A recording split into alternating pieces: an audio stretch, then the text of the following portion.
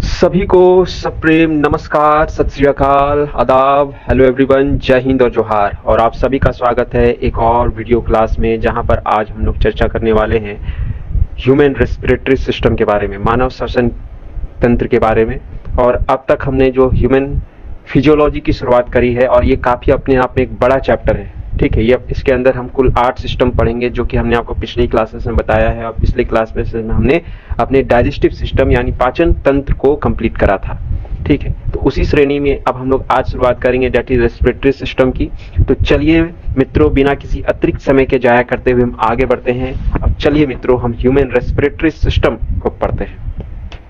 तो give me just a second to arrange my accessories. Here we go. तो ये जो रेस्पिरेटरी सिस्टम है, ठीक है, हमने बचपन में जब हम सिस्टम के बारे में पढ़ते थे, तो सिस्टम की जो शुरुआत होती थी उसमें डाइजेशन के बाद ब्रीथिंग सिस्टम हम पढ़ते थे, ठीक है। लेकिन जैसे जैसे हम हायर क्लासेस में पहुंचे, ये हमारा जो सिस्टम जो बन गया, ये रेस्पिरेटरी सिस्टम में कन्वर्ट हो गया, ठीक है।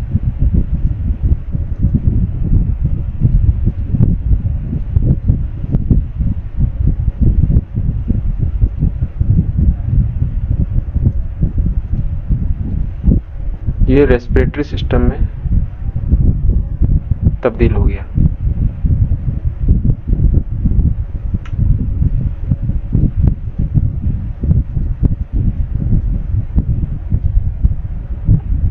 तो सबसे पहले ये समझिए कि आखिर रेस्पिरेटरी सिस्टम है क्या। रेस्पिरेटरी सिस्टम भी ठीक डाइजेस्टिव सिस्टम की ही भांति ये भी एक कैटाबॉलिक प्रोसेस है, ठीक है। ये क्या है? Catabolic process. एक आपका होता है एनाबॉलिक, एक होता है कैटाबॉलिक, ठीक है। हमने आपको बताया था कि एनाबॉलिक और कैटाबॉलिक में अंतर क्या होता है, हमने ह्यूमन न्यूट्रिशन में बताया था इसके बारे में, ठीक है। एनाबॉलिक में क्या होता है, चीजें मतलब जुड़कर एक नया बाई प्रोडक्ट बनता है, ठीक है, बाई प्रोडक्ट बनता है। लेकिन कैटाबॉलिक प्रोसेस में क्या होता है, चीजें टूटती है, इसमें सिंथेसाइज होता है, चीजें टूटकर अपने जो पूर्व जो जिन प्रोडक्ट से वो मिलकर वो बनी थी, वो कंपोनेंट्स में टूटती है। इसको हिंदी में आप समझ सकते हैं टूटना। और एनाबॉलिक का मतलब होता है जुड़ना, संयोजन या फिर संयोजन, ठीक है। तो कैटाबॉलिक प्रोसेस इतना तो आप समझ में आ गया कि कैटाबॉलिक प्रोसेस है, इसमें भी कुछ चीजें टूटेंगी। और ये 2 स्टेप्स प्रोसेस होता है, ठीक है। इसमें मतलब 2 स्टेप्स होता है। एक तो आपका होता है ब्रीथिंग, जो कि नॉर्मल हम जानते हैं, इसमें सिर्फ सांस लेना और अंदर, सांस लेना और बाहर फेंकना, यही इसमें प्रक्रिया शामिल होती है। दूसरा जो इसका जो कॉम्प्लेक्स रूप है, दैट इज सेलुलर रेस्पिरेशन, ठीक है। पहला breathing in and out and second one is cellular respiration.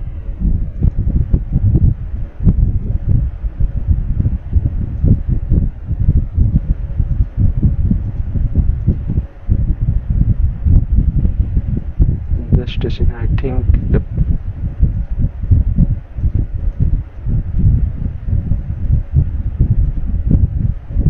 Cellular respiration. अब ब्रीथिंग इन एंड आउट, सबसे पहले ये समझिए, पहले हम तोड़ कर चीजों को पढ़ेंगे। ब्रीथिंग, सांस अंदर और बाहर, इसमें क्या होता है।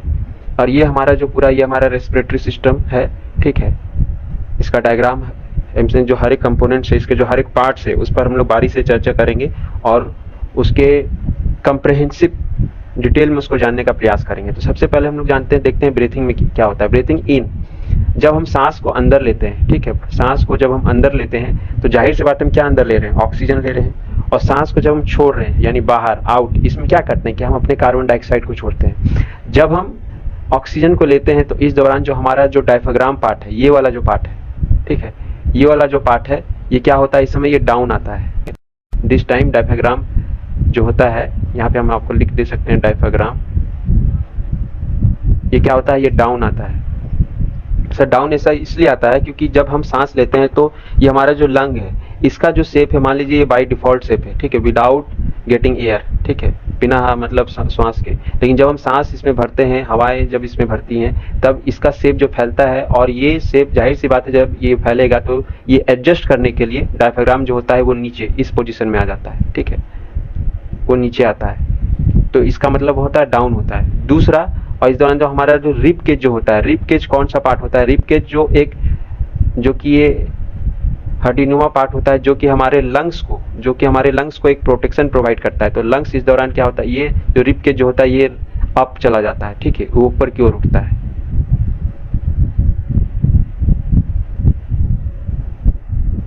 और इस प्रक्रिया को हम लोग इनहेलेशन बोलते हैं, ठीक है, या फिर रेस्पिरेशन भी बोलते हैं। दूसरा, जब हम कार्बन डाइऑक्साइड छोड़ते हैं, आउट में क्या होगा, हम ज्यादा कार्बन डाइऑक्साइड को छोड़ेंगे तो उस समय क्या होगा, डायफ्राम, जाहिर सी बात है, हमारा जो उसमें जो लंग्स में जो भी सांसें हैं वो बाहर की ओर जाएंगी, तो लंग्स का जो शेप है वो अपने छोटे वाले शेप में आएगा, और जिसके कारण डायफ्राम ऊपर की ओर चढ़ जाता है। तो इस दौरान डायफ्राम क्या होता है, अप जाता है, ठीक है, और हमारा रिब केज जो होता है उस समय डाउन जाता है। और इस प्रक्रिया को हम लोग बोलते हैं एक्सपिरेशन या फिर एक्सेलेशन, ठीक है। अब और एक सवाल यहाँ से ये बनता है कि जब हम सांस लेते हैं तो उसमें से जो एयर में जो कंपोनेंट है, ऑक्सीजन कंपाउंड जो है, जैसे कि नाइट्रोजन हो गया, ऑक्सीजन हो गया, इनकी प्रतिशत क्या क्या, भागीदारी क्या क्या रहती है, ठीक है। तो जब भी हम श्वास जब अंदर लेते हैं तो नाइट्रोजन 79% रहता है, ऑक्सीजन 21% और कार्बन डाइऑक्साइड 0.03% रहता है, ठीक है। दोनों ही सूरत में, चाहे आप इन करिए या आउट करिए, सांस आप अंदर लीजिए या बाहर छोड़िए, आपका जो श्वास में जो नाइट्रोजन की मात्रा है वो 79% ही रहती है। लेकिन वेरी जो करता है दैट इज ऑक्सीजन और कार्बन डाइऑक्साइड की मात्रा। ऑक्सीजन जहां हम श्वास जब अंदर लेते हैं तो 21% होता है, जैसे ही हम सांस छोड़ते हैं ये 17% हो जाता है। कार्बन डाइऑक्साइड जब हम सांस जब अंदर लेते हैं तो इसमें ये मात्र 0.03% रहता है, जो बढ़कर जब हम सांस को छोड़ते हैं तभी 4% हो जाता है। तो ये हमारा हो गया हर एक कंपाउंड का इसमें क्या क्या हिस्सेदारी होती है, ठीक है। अब हम इसमें से थोड़ा सा देखते हैं कि सेल्यूलर रेस्पिरेशन क्या होता है, ठीक है, ठीक है, इसको हम लोग भी डिटेल में देखेंगे, लेकिन यहाँ पे थोड़ा सा हम जान लेते हैं। सेल्यूलर रेस्पिरेशन ये होता है कि जो भी हमने फूड सब्सटेंस जो ग्रहण किए हैं, ठीक है, फूड सब्सटेंस को ब्रेक किया जाता है, ठीक है, उसको ब्रेक करने के बाद जब एनर्जी जो उससे निकलती है, ठीक है, डाइजेशन में तो चलिए वो चीज ब्रेक हो गई, लेकिन अब उसके बाद क्या है कि ऐसा थोड़ी ना है कि उसका मोटो जो ऑब्जेक्टिव वहीं तक खत्म हो गया। अब यहाँ पे बीड़ा उठाती है रेस्पिरेटरी सिस्टम, जो भी फूड सब्सटेंस हमने अभी तक ब्रेक किए थे उसको सिंपलर सब्सटेंस में तोड़े थे, उससे जो भी एनर्जी मिलेगी अब हमारा बॉडी उसको यूटिलाइज करता है, ठीक है। आपने देखा होगा, इसीलिए जब आप कभी भी सो कर उठते हैं, इवन आप दिन में भी आप देखिएगा, यदि आपने भोजन कर लिया है, आज यदि आधा घंटा 1 घंटे की आपने गहरी नींद ले ली है, तो उस दौरान भी आपका जो रेस्पिरेशन सिस्टम चलता रहता है, आप उठकर महसूस करिएगा कि आपका जो भोजन है आप ज्यादा पचा हुआ महसूस करिएगा। कई बार ऐसे भी होती है, ठीक है। अब यहाँ पे इसमें ये देखना है कि रेस्पिरेटरी सिस्टम में हमारे कौन कौन पार्ट्स होते हैं, क्योंकि ये कई बार ये पूछ दिया जाता है यहाँ पर सवाल। जहाँ पे देखिए सवाल बनता जा रहा है वहां पे मैं आपको डबल टिक लगा दे रहा हूँ, ठीक है, कि यहाँ से सवाल आपके बनते ही बनते हैं, ठीक है। पार्ट्स, यदि पार्ट्स की हम बात करें तो शुरुआत जो होती है हमारे नॉस्ट्रिल से होती है, ठीक है। नॉस्ट्रिल्स जो हमारे जो नाक के जो 2 भी छेद रहते हैं, 2 होल्स जो रहते हैं, जहां से हम सांस को अंदर और बाहर करते हैं, ठीक है, वहीं से चीजें शुरुआत होती है, ठीक है। दूसरा होता है नसल कैविटी, ये जो पूरा जो नाक का जो हमारा तंत्र है जो अंदर में, ये नसल कैविटी के अंदर आता है। देन फेरिंग्स, ठीक है, उसके बाद ये लैरिंग्स। लैरिंग्स को हम लोग वोकल कॉर्ड भी बोलते हैं, it is also called vocal cord या फिर एडम्स एप्पल। तो इन नामों से आप कंफ्यूज मत करिएगा कि अलग अलग नाम पूछ दिया भैया, ठीक है। उसके बाद हमारा ये ट्रैकिया, ट्रैकिया का भी दूसरा नाम होता है विंड पाइप, ठीक है, श्वास नली जिसको हम लोग बोलते हैं। उसके बाद हमारा ट्रैकिया के बाद जाता है ये लंग्स में जाता है। लंग्स चूंकि ऐसा नहीं कि लंग्स सिर्फ एक कोई पार्ट है, लंग्स के अंदर बहुत सारे जो पार्ट्स होते हैं वो अपना कार्य करते हैं, तो पूरे पार्ट्स को यदि हम मिलाकर बोलेंगे तब तो लंग्स हो गया। लेकिन चूंकि हम लोग रेस्पिरेटरी सिस्टम को डिटेल में पढ़ रहे हैं तो लंग्स के जगह यहाँ पर चीजें पहुंचती है अब ब्रोंकाई में, ठीक है। ये वाला जो है पार्ट है, ये वाला जो पार्ट है दैट इज ब्रोंकाई, ठीक है। उसके बाद ये चीजें तब्दील हो जाती है, चली जाती है आपके ब्रोंकियोल्स में, ठीक है, यहाँ से फिर ये यहाँ जाती है, ठीक है। उसके बाद ये पहुंचती है एल्वियोलर सैक्स बोलिए या एल्वियोली में, ठीक है, ये वाला जो पार्ट है, ठीक है। आपका यहाँ पे देखिए डिटेल पार्ट आप यहाँ पे देख सकते हैं। इसका जो बाइफर्केट करेंगे तो ये वाला जो पार्ट है, जो पाइप नुमा पार्ट जो होता है, ये तो ब्रोंकियोल्स होता है, लेकिन ये देखिए ये वाला जो पार्ट है, ये वाला पार्ट एल्वियोली कहलाता है। और यहीं पर रियल चीजें जो भी रेस्पिरेशन की जो अल्टीमेट चीजें जो होती हैं वो इसी स्थान पर होती है, ठीक है, इसी पार्ट्स पर होती है, ठीक है। और एक चीज ध्यान में रखिएगा, जब भी हम श्वास को जब हम अंदर लेते हैं इन करते हैं तब हमारे लंग्स में या फिर थ्रोइक कैविटी में हमारा लो प्रेशर क्रिएट होता है, ठीक है, और तभी एयर जो होता है फ्लोज अंदर की ओर बढ़ता है। देखिए, क्योंकि कोई भी प्रकृति का नियम है, कोई भी चीजें हायर कंसंट्रेशन से, हाई प्रेशर से वो लो प्रेशर की ओर जाती है, ठीक है। इसका मतलब ये है कि जहां पर जगह खाली है वो वहीं तो जाएगा।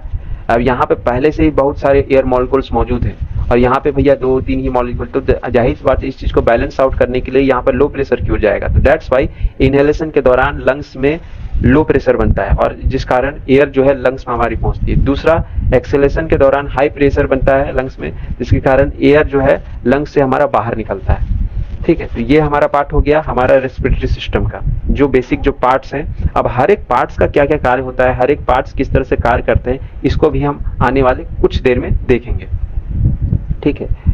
और यहाँ पर और एक चीज मैं आपको बता दूं, ये जो हमारा रेस्पिरेटरी सिस्टम है ये भी आपसे एक सवाल पूछता है किस कैविटी में मौजूद होता है, तो दैट इज थोरोइक कैविटी, ठीक है, थोरोइक कैविटी।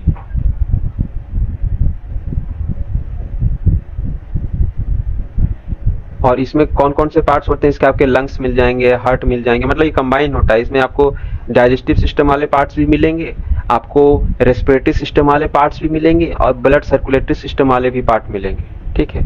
इसके बाद हमारा होता है एब्डोमिनल कैविटी और उसके बाद होता है हमारा पेल्विक कैविटी, ठीक है। जैसे मान लीजिए ये हमारा पूरा शरीर है, ठीक है, ये पूरा शरीर है, तो यहाँ वाला जो पार्ट है, ठीक है, यहाँ तक वाला पार्ट है, दैट इज एब्डोमिनल कैविटी। उसके बाद एब्डोमिनल कैविटी यहाँ तक, फिर यहाँ तक आपका जैसे मान लीजिए ये हो जाएगा आपका थ्रोइक कैविटी और लास्ट में नाभि के नीचे के आसपास से एरिया से जो शुरुआत होता है दैट इज पेल्विक। वहाँ पे पेल्विक रीजन भी उस चीज को बोलते हैं, तो वहीं से पेल्विक कैविटी भी आप याद रख सकते हैं, ठीक है। अनदर वन, और एक चीज जो सवाल जो पूछा गया है एसएससी में, थाइमस ग्लैंड कहाँ सिचुएटेड होता है, तो that is situated between the lungs, वो हमारे दोनों फेफड़ों के बीच में अवस्थित होता है, ठीक है। और ये देखिए यहाँ पर जो एल्वियोली है, यहीं पर जो है हमारे जो एक्सचेंज ऑफ गैसेस होता है, एक्सचेंज ऑफ गैसेस मतलब क्या, दो जो मेन कंपोनेंट्स हैं दैट इज O2 और CO2 का आदान प्रदान इसी जगह पर कार्य मतलब संपादित होता है, ठीक है। और ये जो है हमारा रेस्पिरेशन जो है, इसको जो हमारा जो ब्रेन का कौन सा हिस्सा कंट्रोल करता है, तो दैट इज मेडुला ऑब्लंगाटा। ये वेरी इंपॉर्टेंट क्वेश्चन है, ये पूछा भी जा चुका है, ठीक है। रेस्पिरेशन को हम किससे माप सकते हैं, तो दैट इज स्पायरोमीटर से। और रेस्पिरेटरी जो पिगमेंट जो हमारे बॉडी में होता है दैट इज हेमोग्लोबिन, ये होता है हायर एनिमल्स में, हायर ऑर्गेनिज्म में हम ह्यूमन बींग्स भी शामिल होते हैं, ठीक है। उसके अलावा एनिमल्स भी शामिल होते हैं, लेकिन जो लोअर ऑर्गेनिजम्स होते हैं या इन्वर्टेब्रेट्स होते हैं, मोलस्का या आर्थ्रोपोडा लाइक दैट होते हैं, उसमें क्या होता है, हेमोसाइनिन होता है, ठीक है, हेमोसाइनिन। और इंसानों में क्या होते हैं, हेमोग्लोबिन, ठीक है। अब हमने आपको पहले भी बताया कि जो ये जो रेस्पिरेटरी सिस्टम है, रेस्पिरेशन है, ये 2 स्टेप्स प्रोसेस है, मतलब इसमें 2 प्रक्रियाएं मौजूद होती हैं। एक तो आपका सांस लेना, अंदर बाहर छोड़ना, इनटेक ऑफ O2 ऑक्सीजन को लेना और CO2 को बाहर छोड़ना, और इस दौरान 400 मिलीलीटर ऑफ वाटर हमारे बॉडी से निकलता है, ठीक है। अब वो मतलब हमें पता नहीं चलता है, लेकिन ये जो पूरी प्रक्रिया हम दिन भर में करते हैं, तो इस दौरान जो हमारे सांस में हल्की हल्की नमी आती है, ठीक है। आप खासकर देखिएगा, आप इसको यदि आप देखना चाहें तो आप शीशे के सामने जब आप तेजी से सांस छोड़िएगा तो वहाँ पे ड्रॉपलेट्स आपको दिखेंगे, मॉइस्चराइजर मतलब उत्पन्न होता हुआ दिखेगा। तो ये पूरे दिन भर में ये 400 ml ऑफ वाटर एक्सक्रीट कर देता है, रिलीज कर देता है। दूसरा, सेलुलर रेस्पिरेशन हमने आपको बताया, that is break down of simpler food in order to release energy inside the cell, ठीक है। से जो हमारे जो फूड होते हैं उसको तोड़कर ये एनर्जी रिलीज करता है और उस एनर्जी को ये सेल्स में भेजता है, ठीक है। और ये काफी कॉम्प्लेक्स प्रोसेस भी होता है अपने आप में, ठीक है। और अल्टीमेटली इसमें क्या होता है, इसमें जो हमारा जो ग्लूकोज जो होता है, ठीक है, ग्लूकोज यहाँ पे टूटता है, ऑक्सीडाइज होता है और ये CO2 रिलीज करता है। और दूसरा एनर्जी, और एनर्जी किस फॉर्म में, ATP, एडेनोसिन ट्राइफॉस्फेट,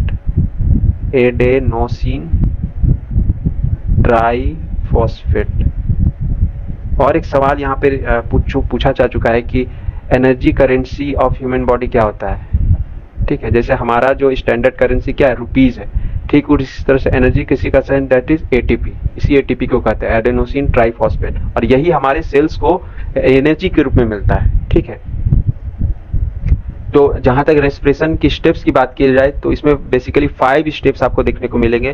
पहला सांस लेना that is breathing, exchange of gas between lungs and blood, उसके बाद हमारे फेफड़ों और रुधिर के बीच में गैसों का आदान प्रदान होता है, इसमें CO2 और O2 होते हैं, और ये एक्सटर्नल रेस्पिरेशन के अंदर आते हैं, एक्सटर्नल रेस्पिरेशन के अंदर आते हैं। देन उसके बाद जो हमारा जो रेस्पिरेशन गैस है, जो इस दौरान गैस का जो आदान प्रदान हो चुका है, अब ये हमारे बॉडी में ट्रांसफर होता है, मतलब अलग अलग जगह तक जाता है। उसके बाद गैसियस एक्सचेंज होता है बिटवीन ब्लड एंड टिश्यू।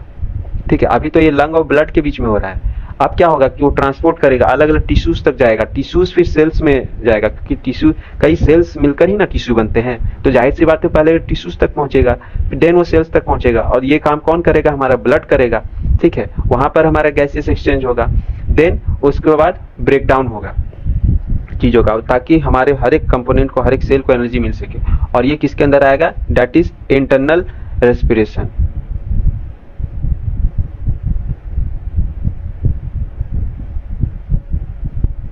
ठीक है, तो ये हमारा हो गया यहाँ पर। अब हम लोग मूव करते हैं आगे। ठीक है, यहाँ पर चीजें उम्मीद करता हूँ आपको चीजें समझ में आई होगी, और हर एक चीज जो मैंने आपको फोर्स करके बता रहा हूँ वो कहीं ना कहीं एग्जाम में अभी तक पूछी जा चुकी है, और संभावना है कि आने वाले समय में भी वो चीजें आपको पूछी जाएंगी। ठीक है,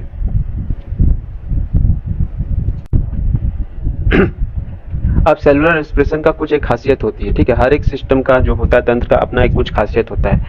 तो जो भी हम जो फूड जो खाते हैं, ठीक है, वो एसिमुलेट होता है हमारे हर, एसिमुलेशन का मतलब क्या होता है कि हर सेल्स तक फूड के एनर्जी को पहुंचाना, फूड एनर्जी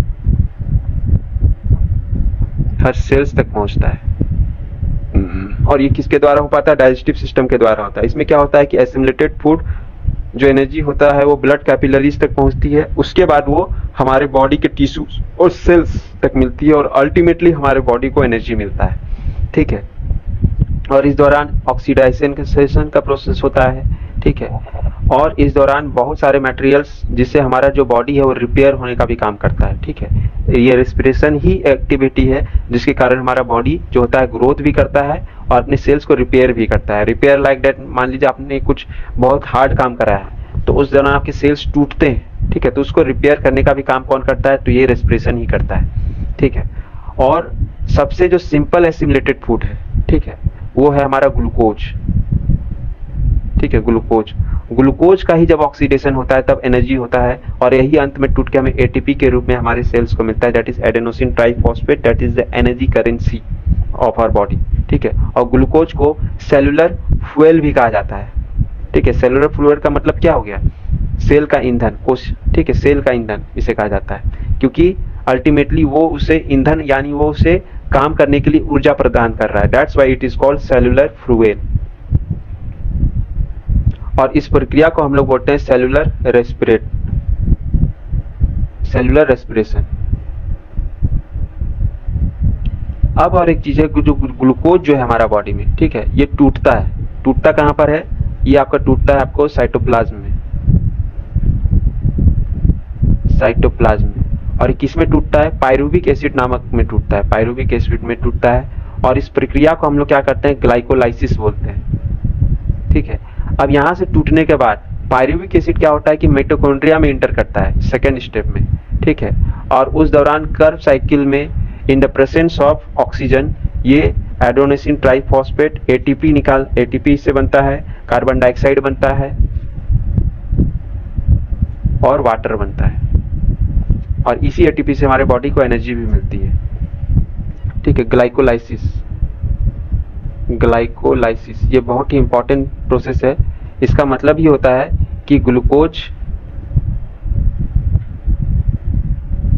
इसमें ब्रेकडाउन करेगा, ग्लूकोज का ब्रेकडाउन होगा पायरुविक एसिड के रूप में, और कहां पे होगा, साइटोप्लाज्म में होगा। इस प्रक्रिया को हम लोग बोलेंगे ग्लाइकोलाइसिस। ठीक है, और इस दौरान एक मॉलिक्यूल ऑफ ग्लूकोज कुल मिलाकर 2 molecule of pyruvic acid release करते हैं, ठीक है। और ये तो हो गया प्रेजेंस ऑफ ऑक्सीजन, लेकिन अब्सेंस ऑफ ऑक्सीजन में भी और अलग अलग प्रक्रियाएं होती है। एक होता है आपका जब यही ग्लूकोज जब अब्सेंस ऑफ ऑक्सीजन में टूटेगा, ठीक है, और ये किस में होगा, ईस्ट में होगा, ठीक है, glucose in absence of oxygen, और ये किस में होगा, ईस्ट, लाइक ईस्ट में, बैक्टीरिया में होगा। तब ये क्या निकालेगा, इथाइल एल्कोहल निकालेगा, C2H5OH, और कार्बन डाइऑक्साइड निकालेगा, और एटीपी के रूप में यानी एनर्जी के रूप में मात्र 2 यूनिट निकालेगा। और यहाँ पर जो एनर्जी वो निकालता था, कितना निकालता था, 36 यूनिट का। और यही प्रक्रिया in the absence of oxygen जब हमारे मसल्स में हो, ठीक है, तब ये लैक्टिक एसिड बनाएगा, ठीक है। लैक्टिक एसिड आपने देखा होगा कि जब हम बहुत सारा फिजिकल एक्टिविटीज करते हैं, ठीक है, और यदि हमने अपने आप को उस दौरान हमारे बॉडी को बहुत ज़्यादा ऑक्सीजन की मात्रा होती है और वो प्रोवाइड नहीं होने पर तो थोड़ी देर के लिए हमारे मसल्स जाम महसूस होते हैं। वो क्यों हो पाता है, लैक्टिक एसिड के कारण होता है, ठीक है। वो क्यों हो पाता है, लैक्टिक एसिड के कारण होता है। यहाँ पे हमने आपको बताया भी कि in presence of oxygen pyruvic acid जो होता है माइटोकॉन्ड्रिया में इंटर करता है, उसके बाद वो एरोबिकली का मतलब होता है कि प्रेजेंस ऑफ ऑक्सीजन, ऑक्सीजन की मौजूदगी में उसका टूटना, ठीक है। और कहाँ पे टूटता है, वो मिटोकॉन्ड्रिया के अंदर टूटता है। और इस पूरे प्रोसेस को क्या बोलते हैं, कर्व साइकिल बोलते हैं, ठीक है। और कर्व साइकिल जो है ये किसका दिया हुआ है, हैंस क्रेब्स के द्वारा दिया गया, कब, 1937 में, ठीक है। इसके अलावा अब्सेंस ऑफ ऑक्सीजन में 2 प्रक्रियाएं होती है, एक इथाइल अल्कोहल वाला, दूसरा लैक्टिक एसिड वाला, ठीक है। इथाइल अल्कोहल वाला जो प्रोसेस होगा आपका ईस्ट में होगा, बैक्टीरिया में होगा। और ये लैक्टिक एसिड वाला फार्मूला ये आपको एनिमल्स में देखने को मिलेगा या हायर ऑर्गेनिजम्स में देखने को मिलेगा।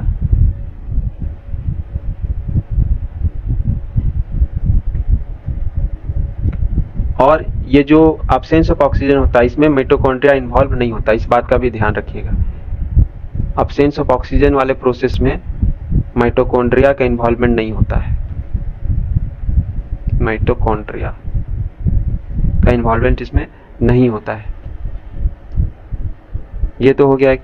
और एक फैक्ट याद रखिएगा कि जो हमारा जो ये जो लोअर ऑर्गेनिज्म में जब ये प्रोसेस होता है, ठीक है, जैसे मान लीजिए ये जो प्रोसेस हुआ दैट इज कॉल्ड फर्मेंटेशन, इसी को हम लोग फर्मेंटेशन भी बोलते हैं। जो लोअर ऑर्गेनिज्म में जो हो रहा है that is called fermentation. Fermentation हमने यहाँ पे कुछ टर्म्स आपको याद कराने का प्रयास करा है, जैसे ग्लाइकोलाइसिस, जब ग्लूकोज पायरुविक एसिड में टूटता है, ठीक है, साइटोप्लाज्म के अंदर, तो वो ग्लाइकोलाइसिस कहलाता है, ठीक है। वहीं जब लोअर ऑर्गेनिज्म के अंदर यही ग्लूकोज टूटता है in the absence of oxygen, तो ये फर्मेंटेशन कहलाता है, ठीक है। और एक चीज यहाँ पे देखिएगा, जो हमारा जो लेफ्ट लंग जो होता है ना, ये वाला जो लंग जो होता है लेफ्ट लंग, ये स्लाइटली जो होता है ये अपर होता है किसके, राइट लंग के मुकाबले। और राइट लंग हमारा थोड़ा नीचे होता है, ये थोड़ा नीचे होता है और ये थोड़ा ऊपर होता है। और एक चीज याद रखिएगा, ये थोड़ा हैवियर भी होता है, भारी भी होता है, और ये इसके मुकाबले लाइट होता है। जाहिर सी बात, तो इसको आप ऐसे भी याद रख सकते हैं कि हैवियर होने के कारण ये थोड़ा नीचे की ओर रहता है, ठीक है। और इन दोनों के बीच में ही हार्ट हमारा, जो हमारा हृदय होता है, वो एडजस्ट रहता है।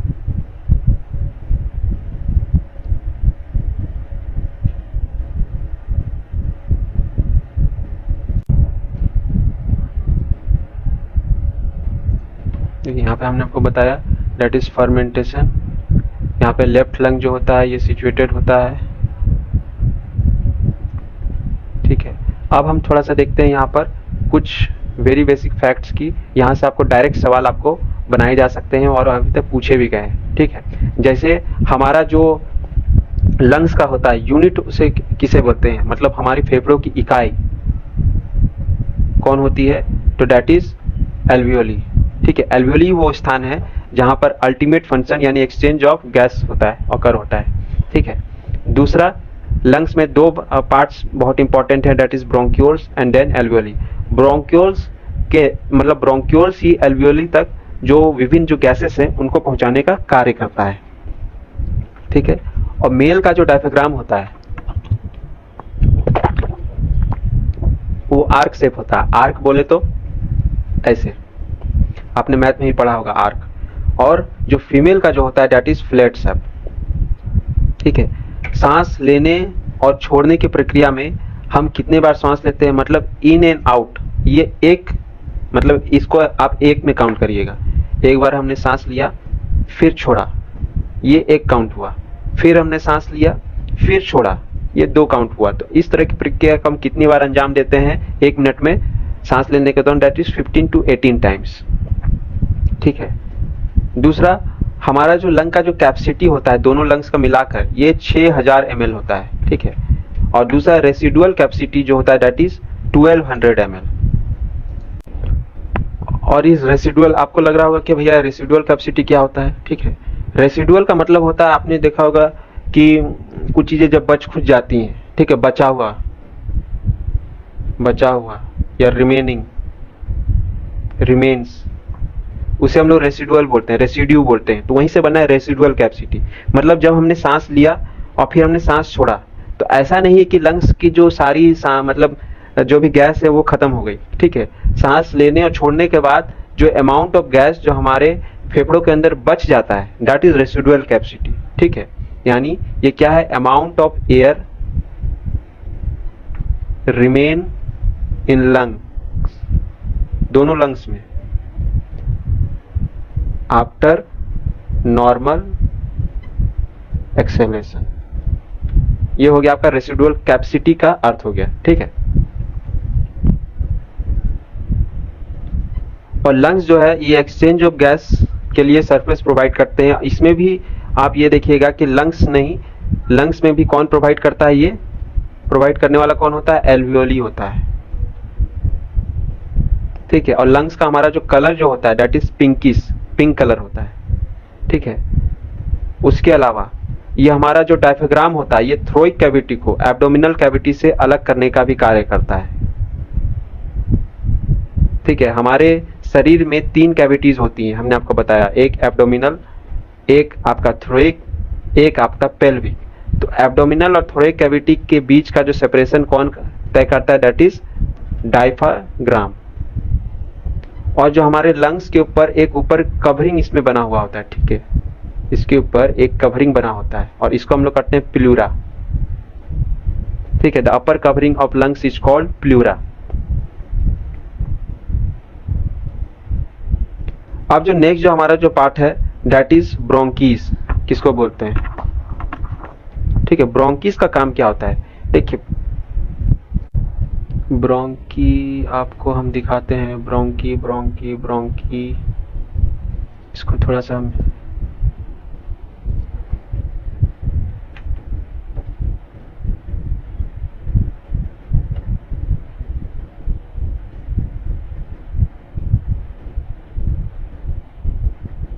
ठीक है।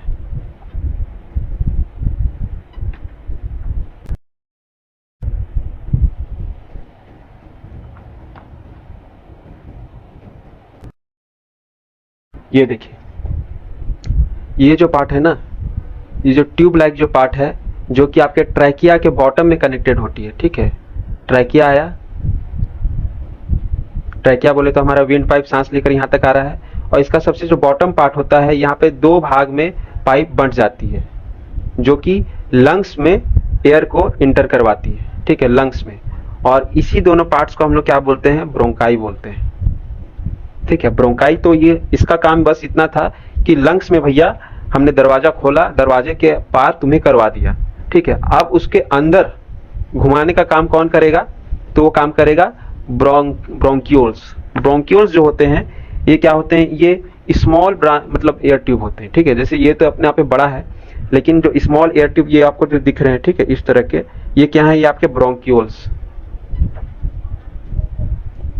ब्रोंक्यूल्स, इनका काम क्या होता है, ये ब्रोंकाई से एल्वियोली तक, मतलब अंतम जहां तक उन्हें पहुंचना चाहिए, मतलब उस घर, यदि लंग्स को आप घर के रूप में देखिएगा तो एल्वियोली उसका जो मेन सदस्य है वहां तक पहुंचने के लिए ये ब्रोंक्यूल्स काम करते हैं। ब्रोंकाई लेकर आता है ट्रैकिया से, देन ब्रोंक्यूल्स उसको एल्वियोली तक, यानी ये जो एल्वियोली है, ठीक है, ये जो पाइप तो लगा हुआ है, लेकिन यहाँ पे देखिएगा इसका जो छोटा छोटा जो, इसको यदि हम लोग जूम आउट करेंगे, आपको यहाँ पर हम लोग आपको दिखाते हैं, देखिए ये जो छोटा वाला जो पार्ट है, यहाँ पर चीजें कौन पहुंचाएगा, फिर वो ब्रोंक्यूल्स पहुंचाएगा। ठीक है, तो ये हमारा हो गया ब्रोंकाई, ब्रोंक्यूल्स एंड एल्वियोली। और एल्वियोली ही वो जगह है जहां पर गैसियस ऑफ मतलब गैसियस एक्सचेंज मतलब एक और होता है, मतलब टेक्स प्लेस होता है। ठीक है, इसको हम जूम आउट कर लेते।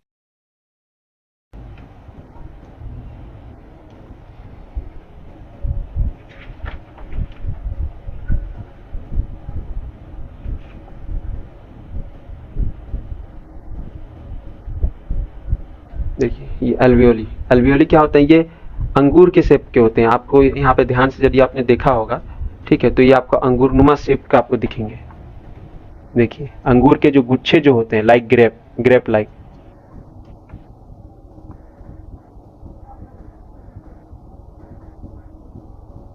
अंगूर लाइक, ठीक है, अंगूरनुमा।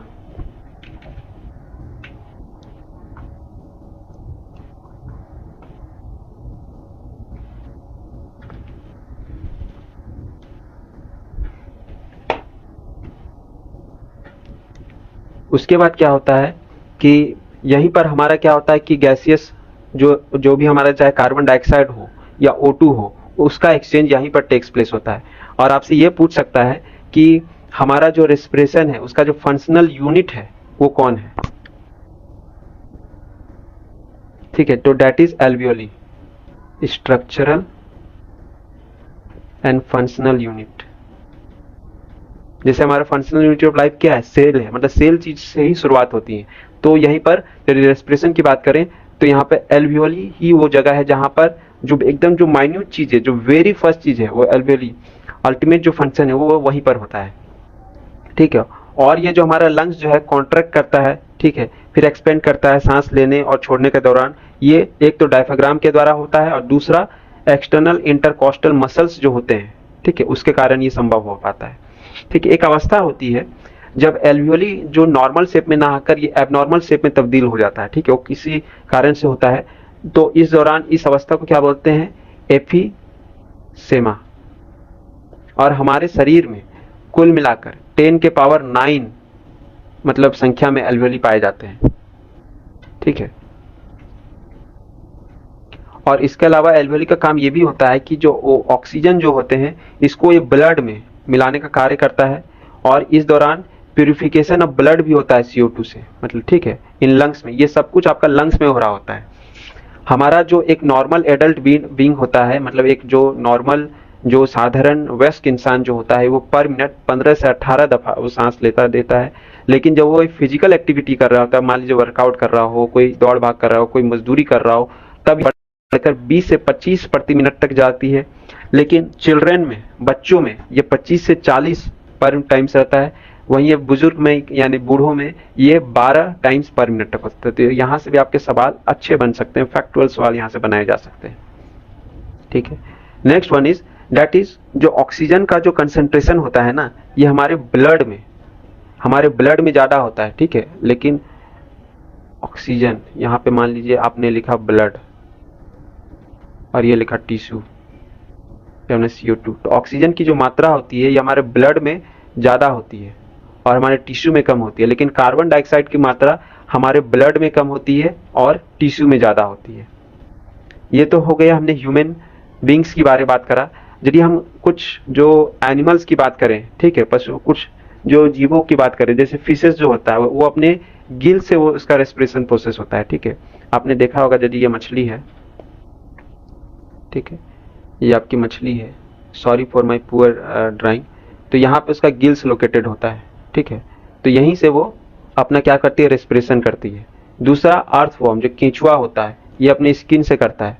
फ्रॉग्स जो कि ये एम्फीबियन एनिमल है, यानी ये पानी में भी रह सकता है और जमीन पर भी रख सकता है। तो लैंड पर जब भी वो जमीन पर रहेगा तो अपने फेफड़ों से लेगा, ठीक है, फेफड़ों से प्रक्रिया को मतलब करेगा। वहीं जब वो पानी में रहता है तो वो स्किन से इन चीजों को करता है। ठीक है, आप इसको बस इतना याद रख सकते हैं कि L for land and L for lungs, तो आपको दूसरा ऑटोमेटिक याद हो जाएगा। ठीक है, अनदर फैक्चुअल चीज दैट इज हमारा जो नॉर्मल हार्ट बीट जो होता है एडल्ट का, 72 होता है, लेकिन जब एक नवजात जो बच्चा होता है, इन्फेंट होता है या नवजात शिशु जिसे बोलते हैं, 140 पर मिनट तक हार्ट बीट जाता है। लेकिन जैसे ही वो 6 महीने का हो जाता है तब वो घटकर 90 मिनट हो जाता है, 90 बीट्स पर मिनट। और उसके बाद जैसे वो एडल्ट की ओर बढ़ते जाता है, घटते घटते वो 72 बीट पर मिनट पर आ जाता है। ठीक है।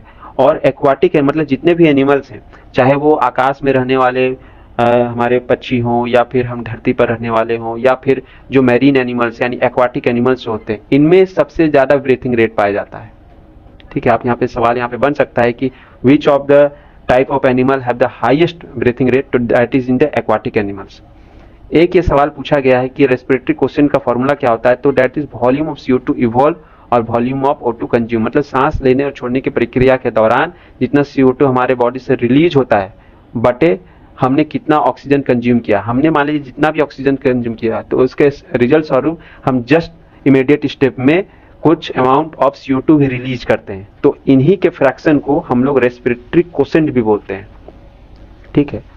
और यदि जो भी न्यूट्रिएंट्स है हमारे बॉडी में, तो हमारा जो ऑक्सीडेशन जो होता है वो ग्लूकोज और फैट का होता है, लेकिन यदि कंजम्पशन मतलब जिसको हमारा बॉडी यूज करता है, कंज्यूम का मतलब करना क्या है, उसको खपत करना, उसका यूज करना, तो किसका करता है, तीनों ही जो एनर्जी गिवर न्यूट्रिएंट्स हैं, that is carbohydrate, fat, protein, तीनों का वो करता है।